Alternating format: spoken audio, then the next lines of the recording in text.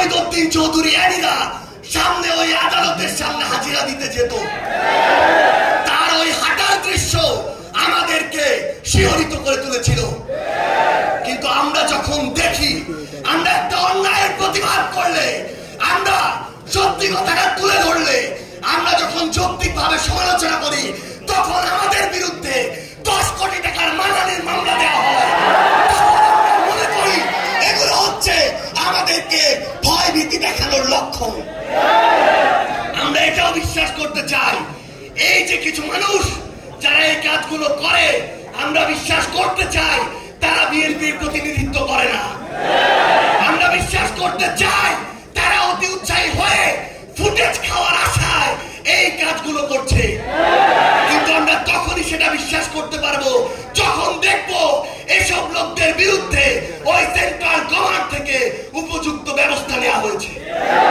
সেদিনে আমি একটি লেখা লিখেছিলাম, লেখার 2টা পার্ট ছিল, কারণ ঘটনা 2টা ছিল। আমাদের একজন সাংবাদিক ভাইকে বিএনপির ওইখানকার স্থানীয় একজন কর্মী আহত করেছে, এটা ছিল প্রথম প্যারা, যেটা সত্য। দ্বিতীয় প্যারা ছিল স্থানীয় একজন, আমি লিখেছিলাম চাঁদাবাজ সন্ত্রাসী, আমি স্পষ্ট করে লিখেছিলাম চাঁদাবাজ সন্ত্রাসী আমার আরেকজন সাংবাদিক ভাই তুহিনকে গলা কেটে হত্যা করেছিল। যখন আমি কয়েক ঘন্টা পরে দেখলাম ওই লোকটি চাঁদাবাজ সন্ত্রাসী নয়, ছিনতাইকারী সন্ত্রাসী, তখন আমি সেটি ঠিক করে দিয়ে লিখেছিলাম ছিনতাইকারী সন্ত্রাসী। কিন্তু আজকে আমি দেখছি যে এই যে ট্যাগগুলো কিংবা এই যে মানুষগুলো যে অপকর্ম করেছিল, ওই চাঁদাবাজ, ওই সন্ত্রাসী, ওই ছিনতাইকারী, কেন ওই রকম স্থানীয় পর্যায়ে উপজেলার একজন দায়িত্বশীল সেই অপকর্মের দায়িত্ব নিজের গায়ে নিবে?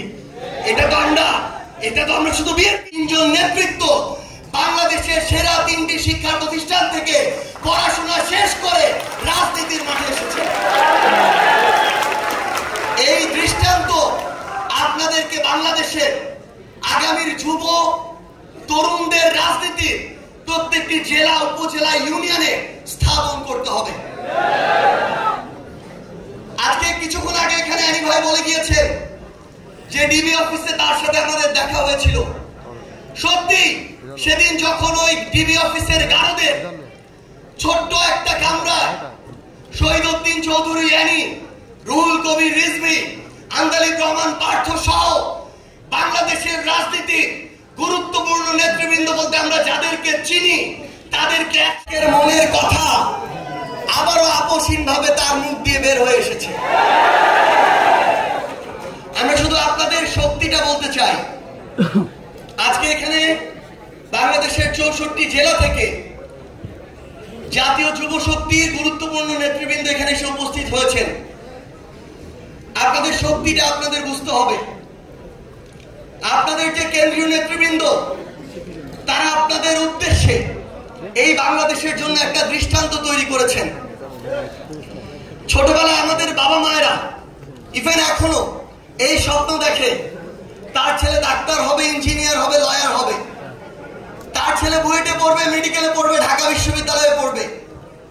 আপনাদের এমন একজন নেতৃত্ব, আপনাদের এমন সংগঠনের নেতৃত্ব, যে সংগঠনের আহ্বায়ক ঢাকা বিশ্ববিদ্যালয়ের আইন বিভাগ থেকে পড়াশোনা করেছেন, আপনাদের সদস্য সচিব মেডিকেল থেকে পড়াশোনা করেছেন, আপনাদের মুখ্য সংগঠক বুয়েট থেকে পড়াশোনা করেছেন।